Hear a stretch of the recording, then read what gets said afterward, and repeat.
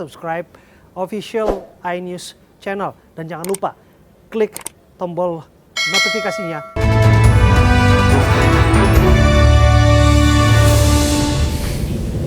Pemirsa, belasan pengikut Hakekok Balakasuta diamankan polisi karena dianggap sesat. Mereka ditangkap atas laporan warga yang melihat ritual mandi bersama. Ritual ini dianggap janggal oleh warga karena terjadi di penampungan air di area kebun sawit tanpa mengenakan sehelai benang. Sejauh ini polisi masih memburu pimpinan aliran ini dan meminta warga tidak bereaksi berlebihan terhadap pengikutnya.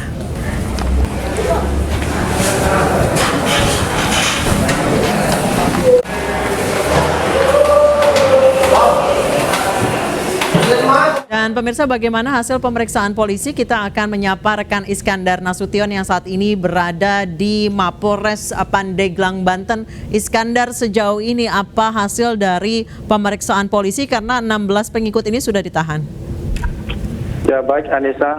Ya, pemirsa, saat ini pihak kepolisian masih memeriksa ke-16 warga yang sebelumnya membuat heboh warga Pandeglang, di mana mereka melakukan ritual mandi dalam kondisi bugil. Saat ini mereka rencananya akan dibina oleh pihak MUI dan diarahkan dan kemudian akan dibawa ke sebuah pesantren untuk kemudian diberi kegiatan keagamaan, dan rencananya mereka semuanya akan bertaubat. Diharapkan dengan taubatnya warga ini, para tetangga warga yang berada di Tegeli sendiri akan menerima mereka kembali jika mereka sudah menjadi umat Islam kembali gitu, Mbak.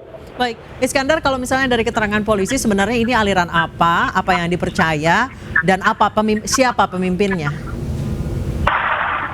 Ya, untuk saat ini memang diinformasikan kegiatan ini sudah ada sejak lama, namun kegiatan itu sempat berpindah-pindah. Beberapa waktu lalu sepertinya ada kegiatan ini juga di Kabupaten Lebak. Namun kegiatan ini baru saja diketahui oleh warga karena mereka melakukan kegiatan ini di tempat terbuka, sehingga warga merasa curiga dan akhirnya melapor ke pihak kepolisian. Untuk pemimpinnya sendiri saat ini polisi masih memeriksa beberapa saksi. Baik, Iskandar, ritual mandi dengan bersama dengan kondisi tidak mengenakan busana itu ritual apa dan apa gunanya sebenarnya, keterangan dari mereka? Ya, menurut ketua dari kelompok ini yang berinisial A ini, mereka ingin mensucikan diri setelah mereka melakukan ritual bersahadat. Nah, akhirnya mereka melakukan ritual mandi agar mereka kembali suci. Demikian. Baik, terima kasih Iskandar Nasution melaporkan langsung dari Pandeglang, Banten. Selamat bertugas kembali. Pemirsa, kita ke informasi lain. Polisi membongkar 2 kasus pembunuhan di Kota Bogor yang terjadi dalam waktu berdekatan. Selain membunuh dan merampas harta korbannya, berdasarkan tes urin, pelaku juga positif narkoba.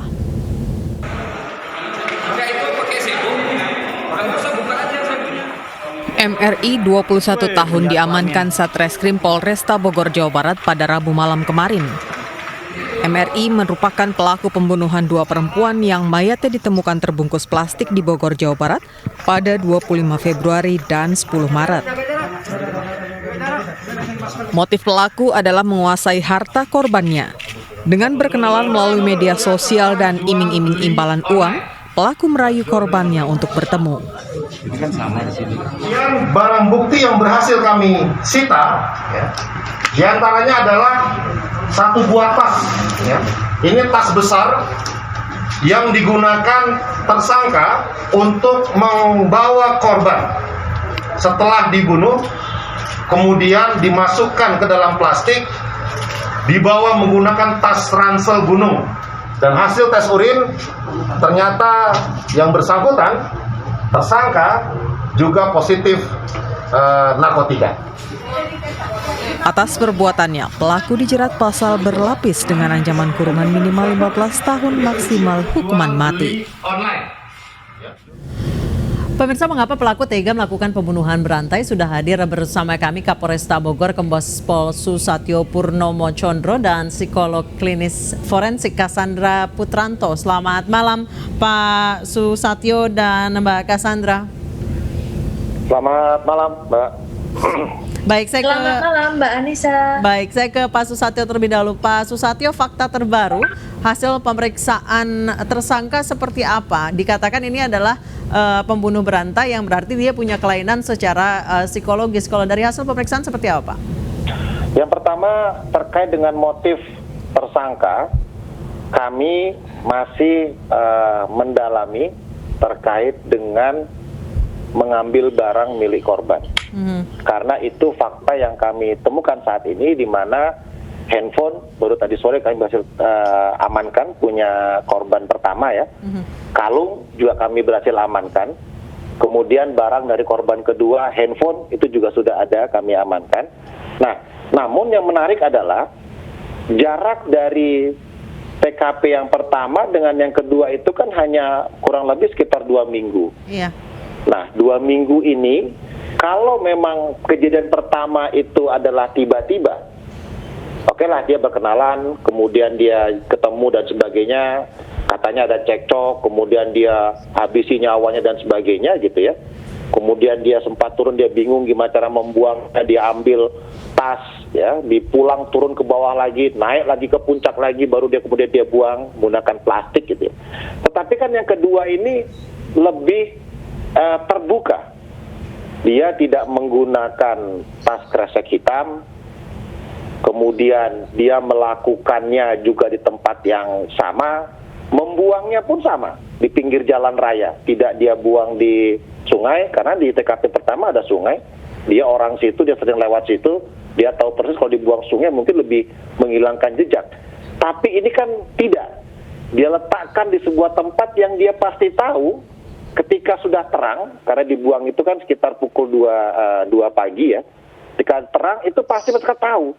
Artinya dia juga ingin korban ini mungkin ditemukan atau dikuburkan secara layak, mungkin seperti itu ya.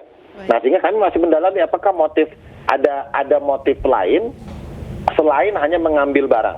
Secara saintifik tentunya kami harus melakukan pemeriksaan secara kejiwaan bagi si tersangka ini. Baik, begitu, Pak Susatyo, berarti bisa disimpulkan bahwa memang pembunuhan kedua itu direncanakan. Memang pelaku scrolling melalui media sosial, memang mencari korban untuk dibunuh dan diambil harta bendanya.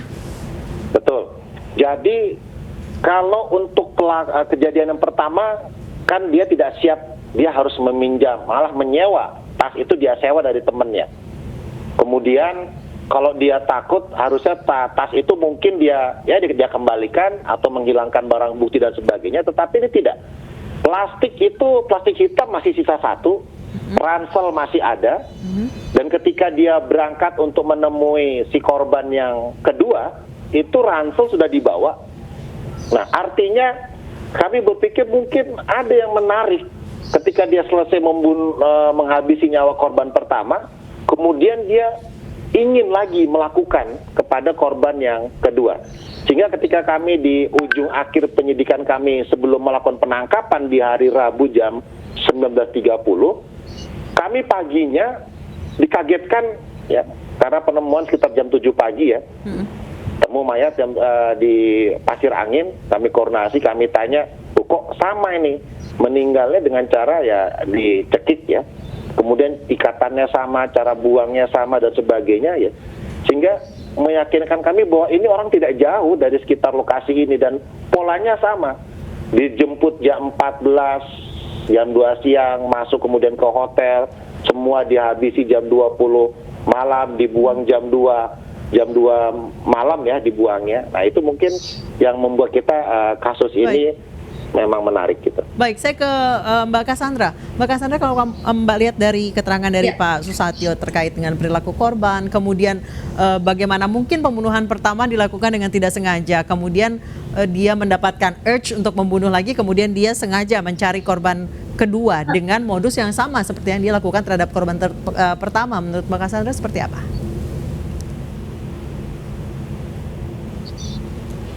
Ya, kalau menurut saya untuk bisa menjawab secara rinci tentu harus ada pemeriksaan psikologi forensik yang tadi juga sudah disebutkan oleh Pak Susatyo. Karena motif itu tadi kan masih didalami ya. Yang jelas dari kepolisian sudah ada indikasi motifnya motif ekonomi. Tetapi tentu lebih jelas untuk mengetahui lebih pasti, lebih jelas bagaimana profil psikologisnya, kemudian apa situasi dan mungkin kondisi yang menyertai, lalu motifnya betul-betul apa, selain ekonomi yang sudah jelas, apakah ada motif lain, apakah memang juga terkait dengan di bawah pengaruh zat, apakah juga ada situasi-situasi lain lah yang mungkin terkait dengan kasus ini. Terutama tadi kan katanya Bapak Susatyo menyatakan bahwa yang bersangkutan dengan sengaja meletakkan tanpa upaya untuk menyembunyikan. Nah, itu hanya bisa dijawab melalui pemeriksaan psikologi forensik. Baik, kalau misalnya dilihat secara kasat mata saja Mbak Cassandra, perilaku-perilaku yang dilakukan oleh tersangka, apakah bisa terindikasi bahwa ia mengalami gangguan kejiwaan, misalnya psikopat dan menemukan kepuasan atau kesenangan dari membunuh?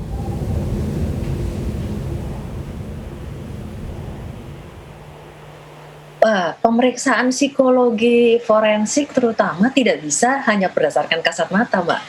Jadi harus ada pemeriksaan langsung kepada yang bersangkutan. Apakah memenuhi kriteria psikopatik yang tadi disebutkan ya. Jadi tidak hanya sekedar dari apa yang disampaikan di media, karena saat ini media ya baru saja saya dengarkan dari Pak Susatyo dan sebelumnya juga mungkin mendengar dari berita-berita yang lain, tetapi kan kembali lagi semua itu bukan informasi tangan pertama yang mungkin sudah melibatkan persepsi, analisa dan yang jelas semua berita-berita tersebut tidak ada satu yang sama lagi, berbeda-beda gitu. Yang jelas tidak mungkin seorang psikolog bisa memberikan pendapat hanya dengan laporan-laporan atau informasi yang tidak diperoleh secara langsung. Baik, Pak Susatyo, pelaku sempat mengatakan bahwa dia benci dengan perempuan, benar? Kalau dia benci dengan perempuan itu kan keterangan tersangka, Mbak. Tentunya kita juga masih harus apakah dia benci wanita, kemudian dia ingin menutupi alibinya bahwa supaya percaya oh ya ini anak ini memang gangguan jiwa. Tetapi kan faktanya bahwa pelaku itu secara sadar dia melakukan perbuatannya. Dia mengerti resikonya. Dia bisa bercerita secara terinci, runtut gitu ya. Dan parahnya lagi, dia ulangi untuk yang kedua kali. Nah, sehingga tentunya ini menjadi semakin menarik memang karena korbannya itu random. Banyak motif-motif pembunuhan, tetapi terkait dengan perkara tentu kami masih harus menggali banyak, termasuk rekam jejak digital. Siapa saja sih yang diajak berkenalan? Atau bagaimana, kan ini usia 21 tahun, berarti baru 2 tahun dia tamat SMK. Bagaimana perilaku dia dengan mantan-mantannya? Dia punya pacar kok sebelumnya. Pasti kan dia tidak benci dengan wanita, dia punya pacar, dia punya hubungan juga dengan teman-temannya biasa-biasa saja. Nah, ini masih terus kami dalami karena memang ada satu perbuatan yang menurut saya sangat keji ya terhadap korban yang pertama setelah meninggal. Apa itu Pak perbuatannya? Ya tentunya itu nanti tidak etis kami sampaikan, tetapi tentunya itu menjadi salah satu pemikiran kami. Andai kata tidak ditangkap ini si pelaku ini, bisa jadi akan ada korban-korban berikutnya. Baik, saya kembali ke Mbak Cassandra. Mbak Cassandra, pelaku mengaku benci perempuan, tapi kemudian perempuan ini sebelum dibunuh disetubuhi, kemudian dibunuh dengan cara dicekik. Banyak yang mengatakan bahwa pembunuhan dengan cara dicekik itu mengindikasikan sebuah kebencian. Benar begitu?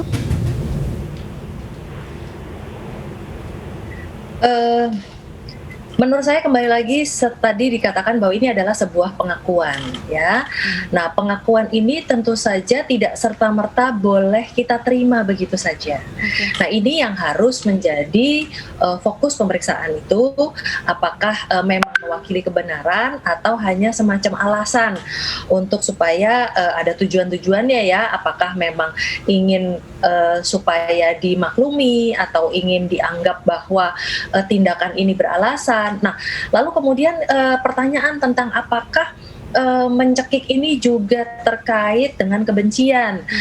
Saya rasa ini menjadi sebuah hal yang lazim pada berbagai kasus, kita ketahui bahwa manusia itu hidup dengan bernafas. Nah, salah satu cara untuk menghilangkan nyawa tentu dengan menghentikan pernapasan.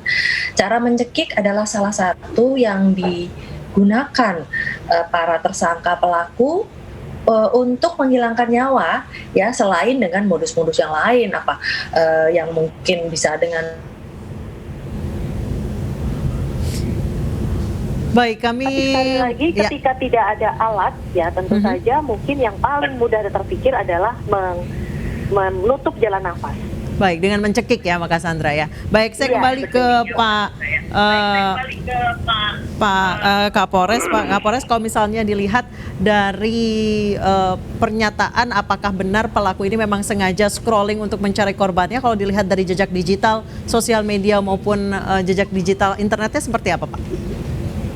Sejauh ini memang beberapa percakapan dia hapus di akunnya ya, walaupun sudah kami sita saat ini. Berawal seperti dia menyanjung, memuji, karena kan perilaku di media sosial ini kan ini modusnya kedua korban sama ya, Pak ya? Sama ya. Baik. Dan kita juga lihat beberapa percakapan lainnya ya, dengan wanita-wanita dan sebagainya gitu ya. Nah itu kami lihat jejak digitalnya, sehingga mungkin ada ketertarikan dan sebagainya, ada ketemuan, ajak makan dulu gitu ya. Sama lah seperti hasil otopsi, di dalam perutnya ada sisa terakhir ya, itu ada ayam, kemudian ada bekas daun singkong. Betul kok, memang si tersangka ngajak makan di restoran Padang gitu ya, ada isinya, sehingga membuat nyaman. Dalam waktu sekitar ketemu sekitar jam 11, jam 14 jalan-jalan gitu ya, masuk ke hotel. Artinya ada waktu 2 jam si tersangka ini berusaha untuk meyakinkan dari si korbannya untuk mau diajak berkencan di daerah puncak. Gitu, baik. Terima kasih Kombes Pol Susatyo dan Mbak Cassandra Putranto telah bergabung bersama kami di iNewsroom. Dan pemirsa, usai jeda, guru perempuan gagal menikah karena menjadi salah satu korban meninggal dunia tragedi bus masuk jurang di Sumedang, Jawa Barat. Informasi selengkapnya akan kami hadirkan.